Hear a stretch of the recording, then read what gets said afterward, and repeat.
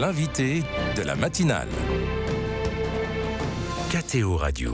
Mercredi dernier, la Conférence des évêques de France a annoncé les chiffres spectaculaires du nombre de catéchumènes baptisés en 2024.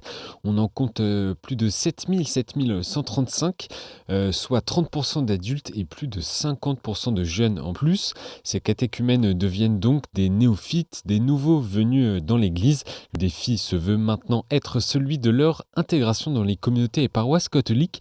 Et on va en parler ce matin avec Jennifer Hérault. Bonjour Jennifer. Bonjour. Vous êtes membre du Conseil pour la catéchèse et le catéchuménat à la CEF. Et vous êtes également responsable du service diocésain de catéchèse et du catéchuménat dans le diocèse de Saint-Brieuc et Tréguier. Sur le rapport, tout d'abord, l'augmentation déjà relevée en 2023 pouvait être imputée au rattrapage lié au confinement de la période Covid. Cette nouvelle augmentation marque-t-elle une tendance de fond ? J'espère que ça va effectivement continuer, mais c'est vrai que c'est vraiment une belle surprise en même temps, on avait déjà vu, puisque tous ces catéchumènes qui ont été baptisés cette année ont commencé à cheminer déjà depuis plus d'1 an. Donc on avait déjà vu que ça bougeait, en fait. Ouais. Autre aspect, notamment dans ce rapport, celui du nombre de jeunes entre 11 ans et 17 ans. Ils sont plus de 5000 à avoir été baptisés le week-end dernier. Une hausse en moyenne de 50%. Comment l'expliquer ? Alors, c'est vrai que c'est vraiment extraordinaire. Alors, on pourrait se dire qu'effectivement, comme il y a moins de bébés baptisés, voilà, tout petits, ça donne potentiellement plus de possibilités aussi à l'âge de l'adolescence, même âge scolaire, adolescence, adulte. Mais c'est vrai que c'est quand même une surprise aussi. Enfin, Monseigneur Mouitel, dans son homélie du dimanche de Pâques, faisait écho justement aux lettres des jeunes et des adultes catéchumènes, qui sont eux-mêmes très jeunes, hein. Même les adultes sont quand même en moyenne beaucoup plus jeunes qu'avant. Et dans ces lettres, les catéchumènes expliquaient que vraiment ils avaient vraiment une soif de Dieu, une soif d'une vraie vie chrétienne. En fait, c'était finalement assez indépendant de peut-être nos activités pastorales de l'Église elle-même. Ils étaient contents de découvrir l'Église, mais c'était pas franchement directement par l'Église qu'ils rentraient. Il y avait vraiment une vraie soif spirituelle, voilà, qui cherchait à vivre, en fait. Et peut-on y voir un nouveau rapport à la foi, un renouveau spirituel des jeunes ? C'est un peu prématuré de le dire, mais... Je pense que vraiment il y a une recherche de Dieu, hein, une vraie soif, et que finalement l'Église, ça reste quand même une référence. Et il y a un appel, il y a un appel du Christ. C'est vrai que je vois que les jeunes enfin, pour moi, de l'expérience que j'ai, hein, j'en ai accompagné quelques-uns, j'en vois qui arrivent, des nouveaux que j'accompagne cette année. Ils viennent un peu à une occasion comme à la suite de la messe de Noël. J'ai 4 jeunes filles qui ont démarré un chemin, ou alors parce qu'un prêtre est passé comme ça dans leur collège et a commencé à discuter avec eux. Et tout d'un coup, ça fait tilt, en fait. Il y a une soif qui rencontre à un moment donné un événement, un visage d'église, et le chemin commence, en fait. C'est vraiment parfois un concours de circonstances qui rejoint une soif, quoi. Ces dernières années, le phénomène était observé notamment dans les grandes villes. Le constate-t-on maintenant aussi dans les diocèses un peu plus ruraux comme le vôtre ? Oui, je crois que rien que dans ce qui se passe dans notre diocèse à Saint-Brieuc-Tréguier, c'est que c'est pas seulement dans les gros pôles, dans les villes, et cetera, qu'il y a des catéchumènes. Il y a vraiment même dans les paroisses rurales, et c'est vraiment beau, en fait, ce qui se passe. Ça bouscule d'ailleurs pas mal les communautés, parce que le catéchuménat, c'est pas une pratique nouvelle, si vous voulez, mais pour certaines communautés, quand même, c'est exigeant de mettre en place le catéchuménat, parce qu'il faut quand même, voilà, c'est vraiment une belle pratique, mais voilà, il faut des accompagnateurs en face. Et Et, parfois, pour certaines communautés, on n'est pas très nombreux, alors et c'est quand justement, même. est-ce que certaines communautés, certaines paroisses sont prêtes et formées à accueillir ces néophytes ? Je pense qu'ils se forment en acceptant de les suivre, parce que même s'ils ont conscience, hein, du catéchuménat, il y a vraiment qu'au moment où on s'y met que j'ai envie de dire, ça devient concret même pour l'accompagnateur. Et donc c'est vrai, heureusement qu'il y a des services diocésains qui accompagnent aussi. Mais après, bon, ça, c'est sûr que les accompagnateurs, des fois, ils pataugent un petit peu entre tous ces rites, comment on doit mettre en place les choses, les équipes d'accompagnement. Mais bon, après, c'est le plus important, c'est vraiment la rencontre des catéchumènes avec cette communauté, avec le visage qu'elle a, et puis bah voilà, on fait tous comme on peut, mais faut oser accompagner, même si c'est pas complètement parfait, mais c'est pas grave. Et on le sait, la plupart de ces néophytes abandonnent souvent toute pratique religieuse. Comment faire pour qu'ils restent? Oui, c'est vrai que c'est très, très, très, très compliqué cette période-là, et surtout oui, parfois il y a des frustrations du côté de la communauté qui souhaiterait voir ces néophytes très, très assidus. Mais pour eux, c'est vrai que c'est très nouveau tout ça aussi, mais ils ont beau été préparés pendant le catéchuménat. Bah, je pense qu'il y a beaucoup de choses qui se jouent déjà pendant le catéchuménat. C'est vraiment une affaire de greffe, hein, on va dire, Ouais. la vie chrétienne, de rentrer, de se sentir appartenir à une communauté. Et suivant la soif peut-être de la personne quand elle commence son chemin, certains catéchumènes ont vraiment une soif d'être avec des personnes, de vivre une vie communautaire. Et donc, bon, bah, ça va se faire tout seul. Pour d'autres, c'est plutôt une soif de réponse, de chercher Dieu.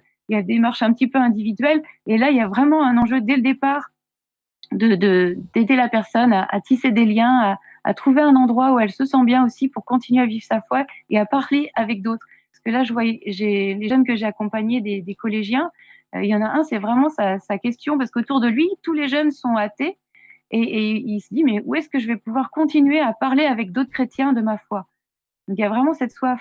Parce que même finalement, même s'il vient à la messe, c'est vraiment super, hein, mais il a besoin surtout de relations quotidiennes, quoi. Mmh. Et ça, c'est ça qu'il faut réussir enfin voilà, en accompagnant les personnes, essayer de les aider à trouver là où ils vont pouvoir prendre racine. Et voilà, c'est Et mmh. c'est ce qui fait partie justement des enjeux, dans les services, pastorals, des diocèses. Avant, l'interview qu'on on l'a préparée, vous me disiez que vous pouviez vous sentir un peu pauvre face à l'accueil de ces néophytes. Oui, bah, oui, oui, c'est vrai que c'est nouveau, pas c'est-à-dire que ça demande à la communauté de se renouveler elle-même, c'est ça Mmh. aussi, et finalement le catéchuménat, il est fait dans ce sens-là, parce que tous les rites qui vivent, et notamment les scrutins, la veillée pascale, c'est toute la communauté qui est renouvelée par Pâques.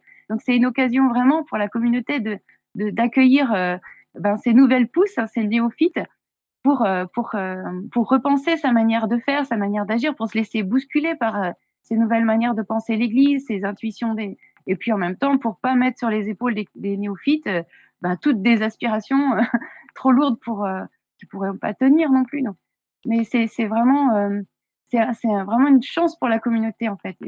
Je pense qu'un des défis, c'est de se dire que la démarche d'une personne, hein, le catéchuménat, son baptême, c'est vraiment pas une démarche personnelle. Enfin, c'est personnel, mais pas individuelle en tout cas. C'est vraiment une aventure communautaire pendant tout le chemin, et notamment le néophytat, enfin tout ce temps-là, ce premier temps de la vie chrétienne du baptisé, c'est vraiment un enjeu où on doit aussi s'investir en tant que communauté, voilà, être présent, être sollicitant, être accueillant, et puis effectivement continuer à inviter les personnes à prendre toute leur place, à les vraiment à les qu'ils comprennent qu'ils sont vraiment baptisés. Moi, ce que je leur ai dit aux jeunes baptisés, je leur ai dit: «Mais bah, ça y est, maintenant vous en savez autant que moi. Vous êtes baptisés maintenant, moi je suis plus votre accompagnatrice, on est frères maintenant». Est-ce que Et c'est il y a une, vraiment ouais. est-ce que c'est une manière aussi de faire progresser ces néophytes, c'est de leur confier des responsabilités dans les paroisses? Ben, après c'est selon, vraiment c'est selon chaque personne. Je pense que certains sont peut-être déjà un peu prêts à prendre part dans une équipe, je pense au départ. Et après en fonction aussi des charismes qui vont se révéler dans les personnes. Mais un charisme, c'est vraiment un don qu'on reçoit pour être au service d'une communauté, pour être pour prendre part au corps, hein. C'est pas quelque chose qu'on reçoit pour soi. Et donc effectivement, je crois que leur donner des choses à faire, ça peut vraiment les aider à vivre, à répondre à la grâce du baptême. Mais après, c'est pas forcément quelque chose de dans la paroisse, c'est une manière de vivre leur baptême au quotidien aussi. Donc bon, à voir. C'est vraiment ça peut se préparer déjà avant, et puis dans l'accompagnement après, enfin dans la manière d'être avec, les aider à découvrir finalement qui sont ces chrétiens. Continuer de découvrir tout ça.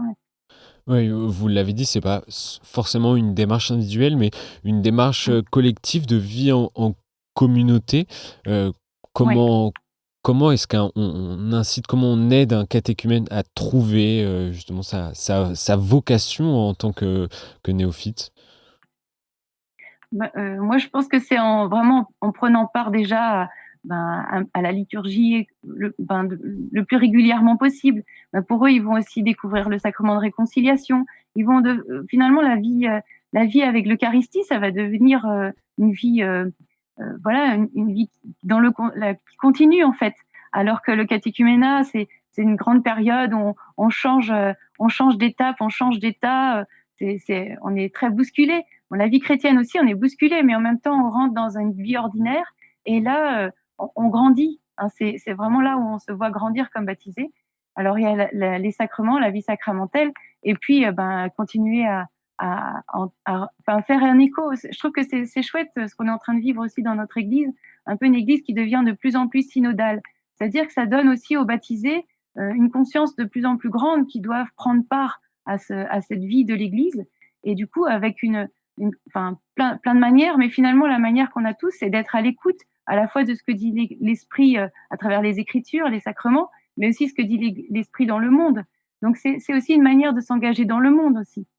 Mmh. Donc, voilà, c'est de devenir cette caisse de résonance dans notre vie intérieure, mais aussi avec les autres chrétiens, de partager sur qu'est-ce qui se passe dans le monde et comment on peut aussi être des témoins de l'Évangile dans le monde, chacun pour sa part. Ça, je pense que c'est ce qui rend la vie chrétienne passionnante en fait. Et chacun a sa réponse là-dessus. Et est-ce qu'il existe un outil, Jennifer Hérault, pour aider les communautés, les paroisses à accueillir ces néophytes? En tout cas, le service national de catéchèse et du catéchuménat, il travaille déjà, donc chaque année, hein, il travaille sur la question du catéchuménat en prenant un angle particulier. Et l'année dernière, lors d'une session avec les responsables donc des services diocésains, il y a déjà eu un chantier de travail là-dessus. Et ça a donné lieu effectivement à un travail, donc là, un dossier qui est en train de vraiment d'être finalisé, un dossier avec des documents qui vont permettre aux services diocésains des diocèses en France de pouvoir travailler cette question de l'accompagnement des néophytes, l'accueil des néophytes. Et ce dossier, donc réalisé par le service national, va sortir dans les prochains jours. Donc ça peut aussi être une étape effectivement pour vraiment s'approprier cette question et puis avoir localement qu'est-ce qu'on peut faire, comment on peut vraiment répondre à ce besoin-là d'accompagnement. L'idée, c'est pas de faire un catéchuménat après, hein, ils sont vraiment baptisés. Donc, Mmh. mais en même temps, c'est d'être vraiment en veille avec eux, de continuer à tisser ce lien et puis voilà, d'être à leur écoute, quoi, de leurs besoins. Merci, Jennifer Hérault. On arrive au terme de cette interview. Merci d'avoir été avec nous ce matin sur KTO pour Merci à vous. parler des défis d'intégration des néophytes dans les paroisses et les communautés chrétiennes. Et j'invite nos auditeurs, s'ils veulent retrouver le rapport 2024 sur les catéchumènes, à aller sur le site église.catholique.fr. Et je vous souhaite une bonne journée et une bonne semaine. Merci et joyeuse Pâques. Merci à vous Merci. aussi.